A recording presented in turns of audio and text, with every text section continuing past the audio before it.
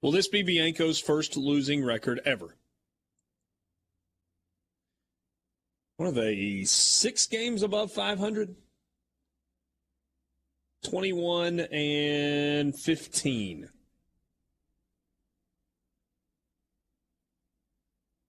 Maybe. While he was at McNeese all the way back in 1998, 99, and 2000, none there. Yeah, he won 100 games. No, he's never had one. He's never had a losing season. He won 100 games in 3 years at McNeese. The closest they came was 2015, where they were 2 games above 500, if I'm looking at this correctly. Okay. 2002 was a collapse. They went from number 4 in the country, winning a series, at like number 1 or number 2 Alabama at the time, to not making the SEC tournament. Got swept in Starkville to end the season, I believe, right? That sounds right. They lost to everybody after beating Alabama that year. Like 11 of 12 or 12 of 14 or something like that. Time to move on from Bianco. He always chokes during the big games, and now the team has 100% quit. Yeah, I don't think the Bianco chokes in big games. I don't think that's an entirely fair characterization. I think there are a lot of reasons that Ole Miss has lost some big games and some big moments. And here's where it gets complicated to me when you're looking at the Mike Bianco legacy. It's easy to make that statement on a whole when you go, well, in 7 super regional appearances, they've gotten to Omaha once, therefore they've choked a bunch. The thing is, you can look at most of those scenarios and kind of explain why things happened the way they did, one by one, but at some point that's not enough, right? If you've had 7 opportunities and you only capitalize one time, then yeah. I do think one of the most damning accusations you can level at a sports team is that they have quit. I think that's about the worst thing you can say about a team. And I'm not 100% sure. I do not feel like this Ole Miss baseball team has quit on this season yet. And I do not think they have quit on their head coach entirely. But I'm not sure how else you describe last night's game individually. Yeah, I mean, we'll know Saturday evening for sure, but how can anybody watch that game? Which I did, by the way. I 2-screened it. I had a guy send me a message saying, why aren't you watching the Ole Miss baseball game? Because I was tweeting about basketball. Technology, man. 2 screens. It's amazing. Yeah. But how you can watch that game and take away anything other than that was not their best effort. And not even, it was like a half rear end effort. None. Yeah. None. I feel like I need to do this, and I'm not going to do this every time we have a conversation about Ole Miss baseball and Mike Bianco. I do feel like I need to put this qualifier out there. Number 1, I like Mike Bianco personally. I like his family. I would not say that we are like buddy friends, but we certainly are casually friends. We don't text each other all the time. We don't call each other. But if we see each other in a social setting, and he's not a super social guy, it's very cordial. We visit and we talk and, know all of his children and have followed their high school. So I like Mike Bianco, number 1. Number 2, I hate the idea. After all of his success, of Mike Bianco being fired. Number 3, I have always tried to be, and maybe overly so, fair to Mike Bianco and the Ole Miss baseball program. And kind of have given them the benefit of the doubt a lot longer than a lot of fans have. And have defended Mike Bianco and his record. And I've talked a lot through the years about the fact that I don't think you judge a college baseball program's success solely on trips to Omaha. I think it's postseason, super regionals, and then it's a little bit of a crapshoot in terms of getting to Omaha. So I want to lay all of those things out there. But I also want to recognize that you, and I'm using you collectively that are listening, that are fans of Ole Miss baseball or are not fans of Ole Miss baseball, are not stupid. I'm not going to question what you're watching right now, and I am not going to try to tell you that it's raining if somebody's pouring a cup of pee on your head.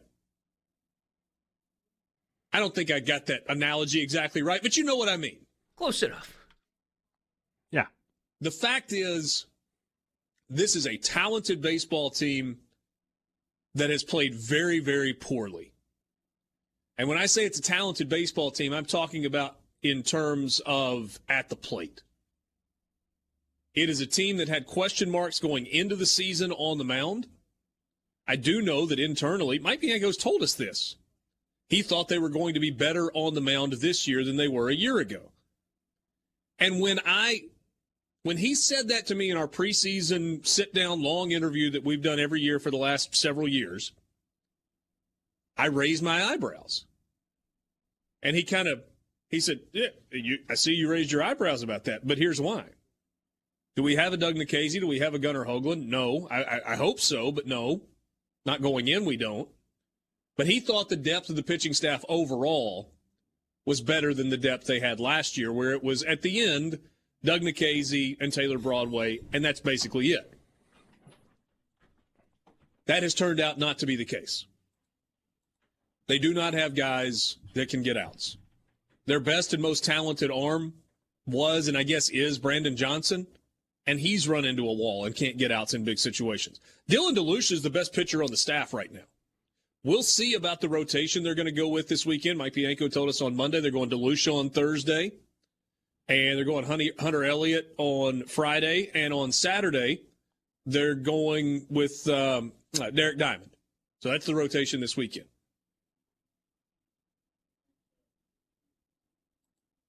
After that, well, first of all, with that rotation, do you trust those guys? DeLucia's earned a little bit of trust over his last couple of starts. He's pitched really, really well in his last two starts.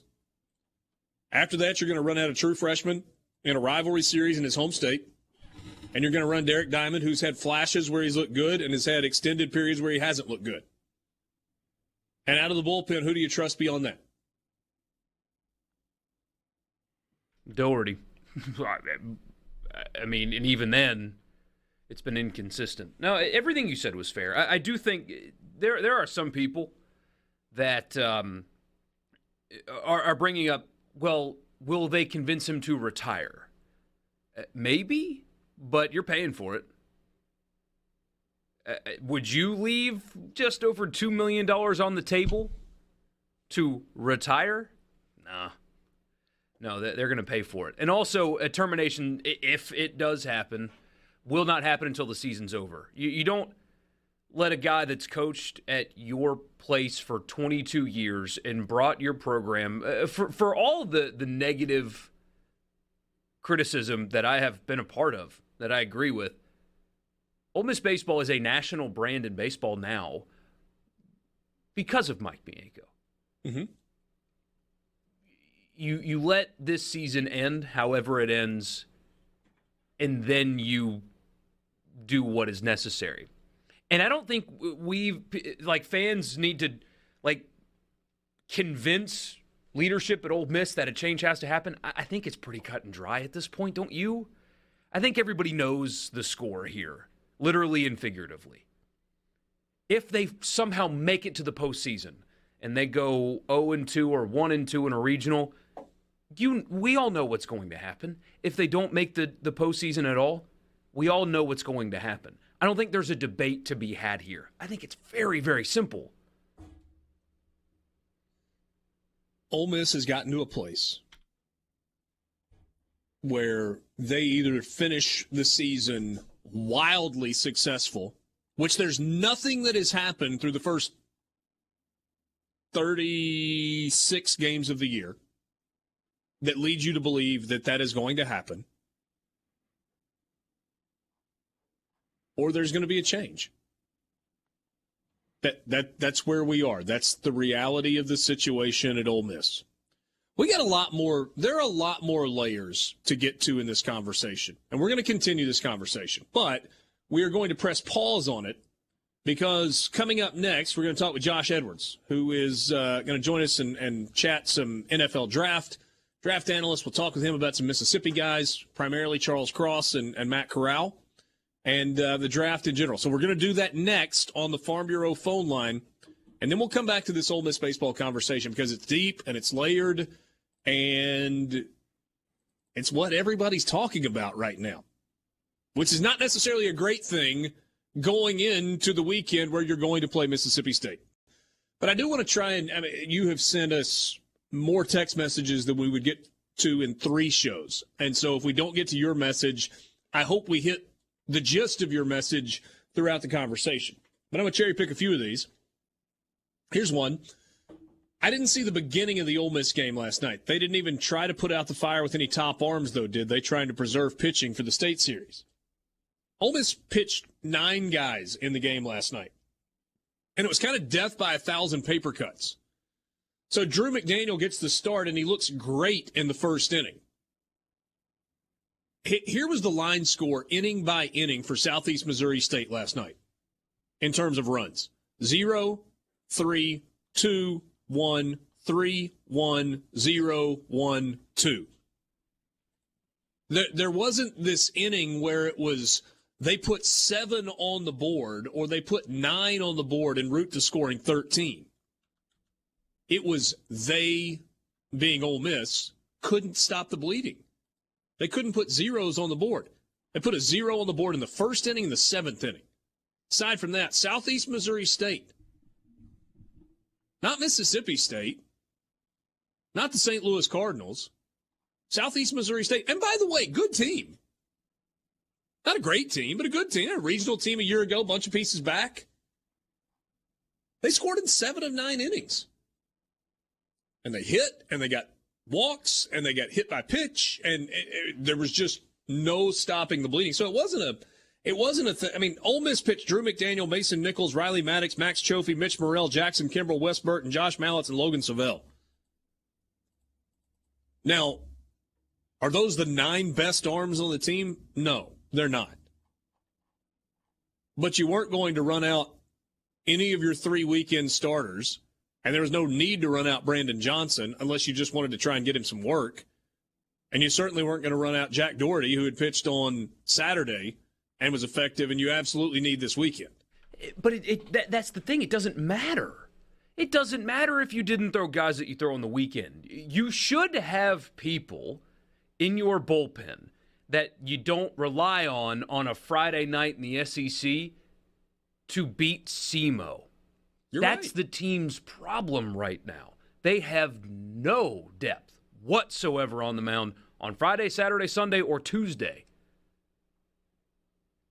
I think the guy with that has the most potential on this staff, who's not quite ready yet, is Elliott, who they're starting just kind of by default.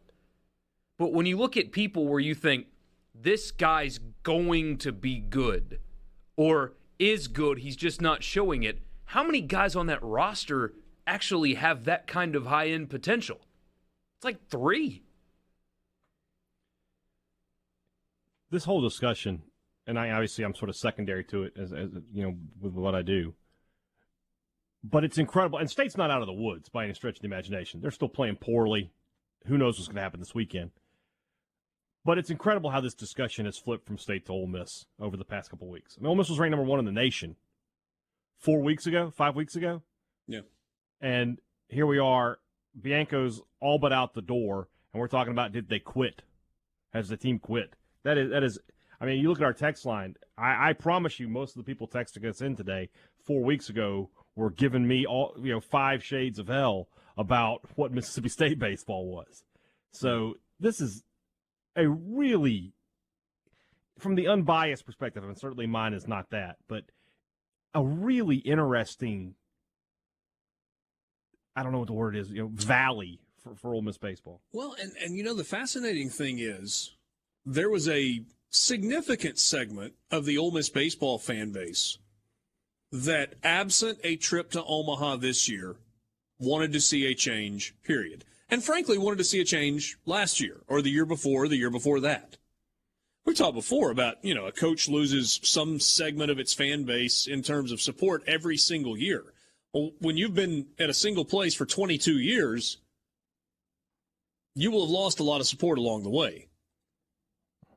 But you are at a place right now where even the most ardent Mike Bianco supporter has kind of gotten to the,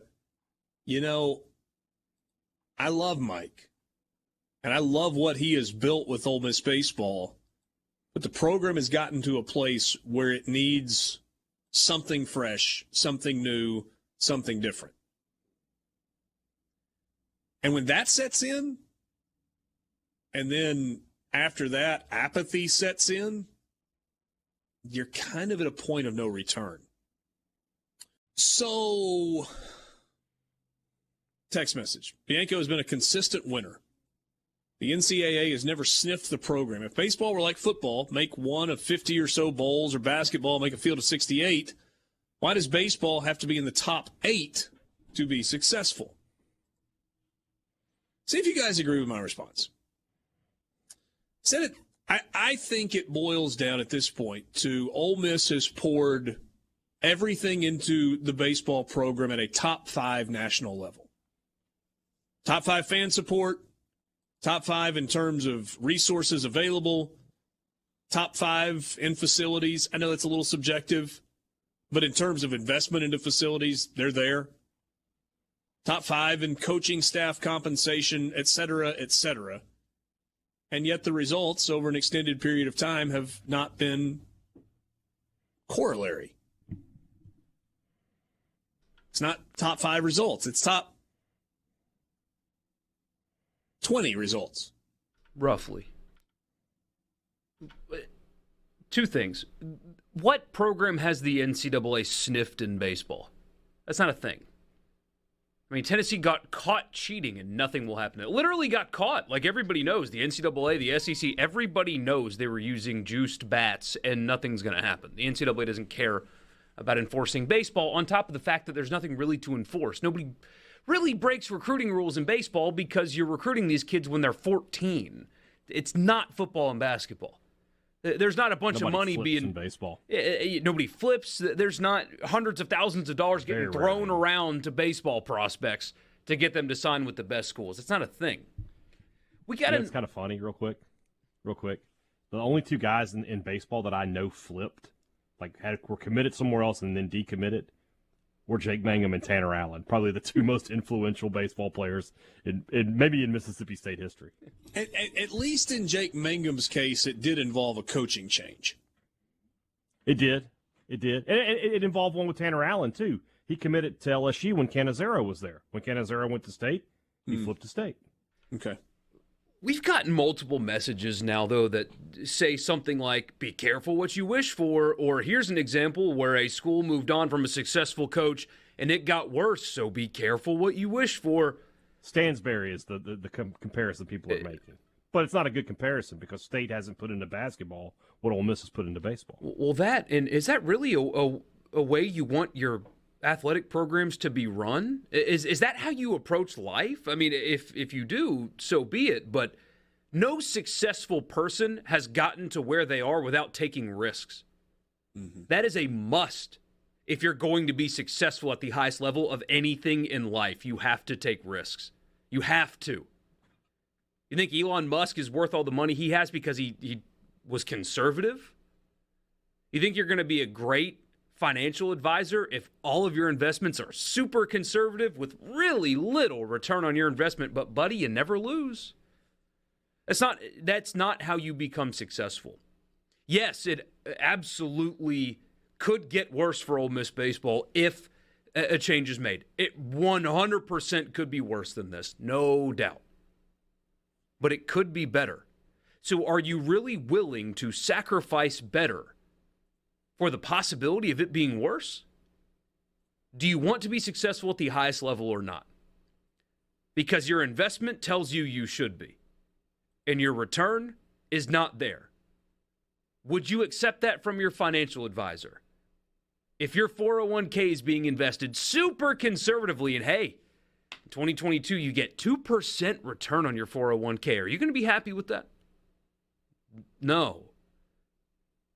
You can live with 8%. Somebody who does finance, tell me if I should be happy with it. No, you should not. No, you shouldn't. Okay. So historical average over the stock, a rolling historical average on the stock market is between 8 and 12%. And I know that's a huge variation. On the very, very conservative end, 8%. If you average an annual return of 8% on your investment, your money doubles every 7 to 8 years. If you average 10%, your money doubles every 6 years. If you average 12%, your money doubles every 5 years, thanks to the beauty of compound interest. 2% is no bueno. And I hear this mentality so much with fans around here. It's not just limited to Ole Miss. I hear it from state fans to some degree in other sports and things as well. Well, it could be worse. Hey, at least we're respectable. Is that all you want to be, though? Is that all you want your program to be, is respectable?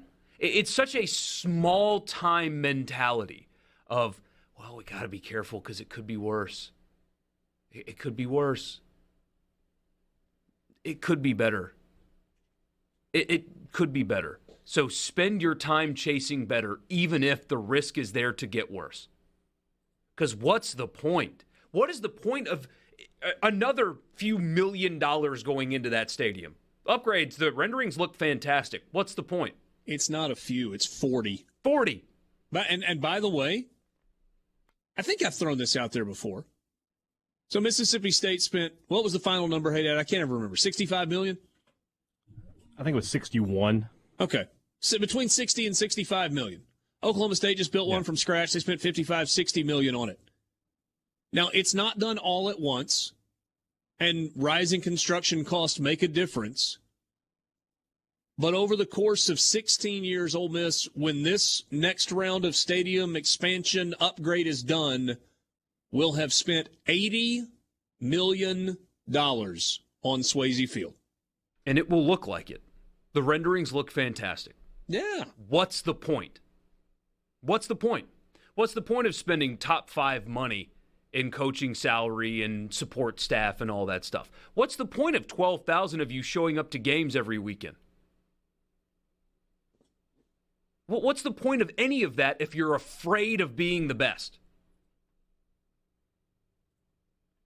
Because what I hear from some people is fear, and that is ridiculous.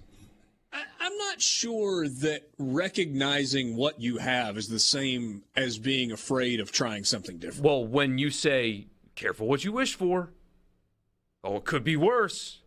Well, there's no question it could be. Yeah, but yes, I mean, those are the people I'm talking to. Yeah, no, I understand. I get that. But I do think it's rational to say that, you know, Ole Miss baseball over 2 decades is in a really good place because of Mike Bianco. But look, the whole landscape has changed. If Ole Miss had not 22 years ago hired Mike Bianco, that doesn't mean that they would be dead last in facilities in the SEC right now and that they would be a mid-150s baseball program. That's not true. But you might not have had the same level of success over that extended period of time. So, love to have you be a part of the conversation with us this afternoon on the C Spire text line. I'm gonna scroll back because there've been so many messages and try to get to some of these. Ole Miss is not getting enough out of its pitchers that are in their second or third year in the program. And here's the evidence. 2019 class. Wes Burton, Drew McDaniel, Jackson Kimbrell, Mitch Morrell, Derek Diamond, Harrison Dorsett, Jamison Covey. Those last 2 are not with the team. Wes Burton has pitched sporadically. Drew McDaniel has struggled. Jackson Kimbrell was good last night, but has not been consistent. Mitch Morrell is a non-factor. Derek Diamond has had bright moments, but It's had some down moments too. Significant ones. 2020 class, Jack Doherty, Cody Adcock, Josh Mallitz, Luke Baker, Chris Lyon, Jacob Payne. In fairness, I do not know who Chris Lyon and Jacob Payne are. Jack Doherty, pretty good. Cody Adcock, not so much. Josh Mallitz, tough freshman year. Pitched okay early this year. Mike Bianco told us, dealt with mono. Part of the reason he's been slow. And Luke Baker, who has not been good. And then he says Ole Miss hit on 2 pitchers in Doherty and Diamond in 2 straight classes, and neither is all SEC caliber. McDaniel has contributed some, but was a top 50 kid out of high school and has not lived up to his potential. Ole Miss's conference ERA is 6.58, and huge misses in recruiting in 2 straight classes is a big reason why. I really think it's as simple as just not having the guys on the mound to get it done, and the offense feels like it has to go score 12 runs a game to have a chance. There's a lot that's fair in that. A lot. And so that's why I had somebody talking to me about this last night, and I told him, the fire the coach conversation, especially when it's a coach of 22 years that has not done anything other than build the program. What's not funny about all of this, but what's interesting about this is Mike Bianco is simply a victim of his own success. He's simply a victim of his own success. He has built the program to a point where expectations have elevated to where they are not able to be reached currently. And Borky, that's why I asked the question the way I did on Monday when we were talking with him. And you heard he said, yeah. I've always said we'd rather have expectations that are high than be a program with no expectations. High expectations come from a place of winning and infrastructure. I think infrastructure is the most important thing. Didn't have it 22 years ago, you have it now. And that's why expectations have changed so much. But that's why, anyway, my friend I was talking to last night asked, are you going to have the fire the coach conversations this week? And I said, yes and no, because it's still out there that, what if they beat Mississippi State this weekend? And there's a lot of baseball left. There's a lot of baseball left to be played. But to that point, it's not that known commodities on the mound are struggling. In fact, we have some known commodities on the mound that we're talking about that are known in the wrong way. You can't just snap your fingers and make pitchers without great stuff start having great stuff. So while it's premature in that context because there is still baseball to be played, I don't think the will they turn this around thing. Mm-hmm. I'm comfortable, and I would happily be wrong. I've been wrong before. I'll be wrong 1,000 times more. That's fine. I don't think that there is a scenario in which a turnaround that saves the job comes. I don't think this team is capable of getting to a super regional. They don't pitch it well enough. Yeah. So I have a former player that has sent me a message. I'm not going to identify the former player. I'll just tell you he was good. Hopeful they get some leadership on the field. Got to get the fire and energy on the field or it's going to be a long weekend. And so I followed up. I said, hey, I'm really glad you reached out. I'm curious from your perspective as that of a former player, is it time for a change at the top? Here's his response. I know Coach B has had some issues, but last night was on the players.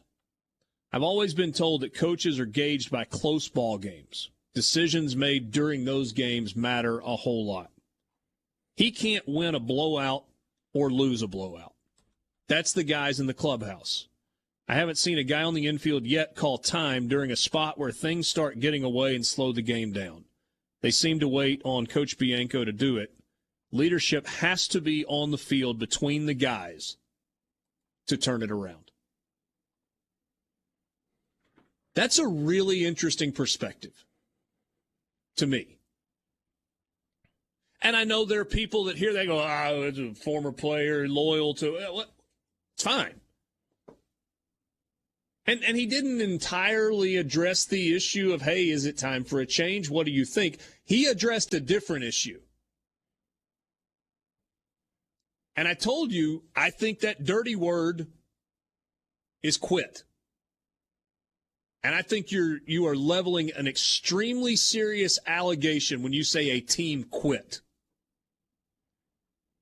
But to have a player who's been through it and has been really, really successful watch almost every game that a team plays and say, where's the leadership on the field? Tim Elko's got a C on his jersey. Jacob Gonzalez is a sophomore. He's the shortstop. He's the captain of the infield. Even though Tim Elko is the captain of the team, your shortstop has to be the captain of your infield.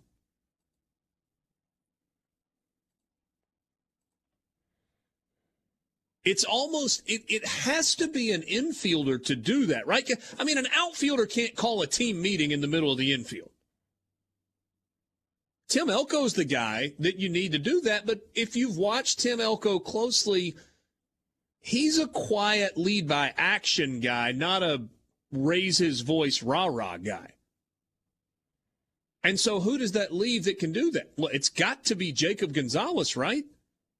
Because Peyton Chatagnier has had 0 results at the plate this year. And Reagan Burford is a junior college transfer who you didn't think going into the season was going to be in the starting lineup. And Dunhurst has been in and out with injuries and also has been up and down in terms of performance. And so you're not necessarily trying to lay blame at a single player's feet. But by process of elimination, now if Justin Bench is playing third base, maybe that's the guy that has to call everybody together and get on people a little bit. But when you're 36 games into the season and you haven't seen anybody do that, maybe you have to question, is there an alpha on this baseball team? And look, you know how we feel sometimes, like what we laugh about the whole closed doors, players only team meeting. But those things happen when there's somebody in the locker room or a group in the locker room that cares enough and is fiery enough that pulls everybody together and like is knocking heads in the locker room. I don't mean literally, I mean figuratively.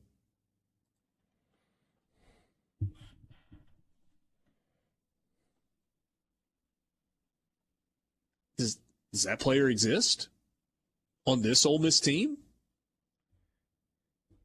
I mean, the guy who has the resume to do that is Tim Elko. Period. He's putting up all SEC, not all SEC. He's putting up SEC Player of the Year numbers, and won't sniff SEC Player of the Year because Ole Miss is 5-10 in the league. But he's the guy that carries the cachet in the locker room that could be that guy. But that's not Tim Elko's personality. That's a different perspective, though, in looking at it. Everybody wants to go Bianco, right? Us included. Why? Because he makes 7 figures, and he's the leader of the program. But maybe there's some fault that lies with the players. And that's a perspective that comes from a former player who's been in a locker room and who was part of a team that had multiple guys that would do exactly what we're talking about.